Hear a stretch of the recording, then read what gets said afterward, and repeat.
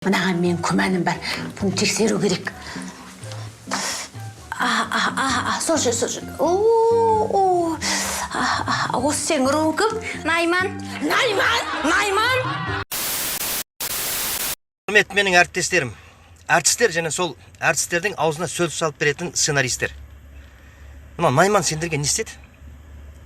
Әкеңді өлтірді ме? Әлде қызыңды зорлады ма? Ошағын ортасына сүрді ме? Найманнан басқа сенде тақырып жоқ па не? Кеше мен көрдім телевизордан екі полицейский бір баланы ұстап алып, его наказывать не будем, его Бог наказал. Он женат на Найманке дейді. Не сөз мынау? Шамаң жетсе мазақта. Әлімді неге мазақтамайсыңдар? Қоңыратты неге мазақтамайсыңдар? Сунақ бар, қожа бар. Мына жақта Алба менен Суан бар. Сонда ақ мазақтамайсыңдар, ана батыстағы Адайды неге мазақтамайсыңдар? Айтып көріңдер Адай туралы. Ертең 5 бала пышақпен келіп түсінесің алыңа.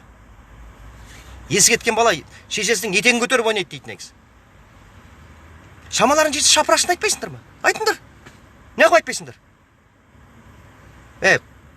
Найман деген ол Қабанбай батыр, басқасын айтпай-ақ қояйын. Анау Алтайдан Найман әкелеріңді өлтірді ма деп шолап жатқан ағайындарға айтатыным. Мен де Найманмын, бірақ мен сіздерге үн қосқым келмейді. Неге? Өйткені бұл биліктің, халықтың назарын әлеуметтік мәселеге емес, бір-бірімен қырқысып, басқа жаққа аудару ниетімен жасалған жоба. Жанар Айжанова қарындасымызға да мәтінді жазып беріп, айттырып отырған, кешегі әзілкеш бауырымызға да осыны айттырып отырған бұл билік. Кезінде Ақпатша да қазақты жүзге бөліп, руға бөліп, осылай бір-бірін қырқыстырып қойған болатын. Ата-бабаның байлығы мен батырлығы мен мақтану ол комплекс. Стив Джобс американец еді, Паваротти итальянец еді деп мақтанып жатқан басқа жұртты көрдіңіздер ме? Ол ұят қой. Қай уақытта ұрысырасу керек? Құда түсерде 7 ата араламай қыз алмау үшін ғана ұрысырасу керек. Ал басқа жағдайда ұрысырасу бұл берекенің кетуі.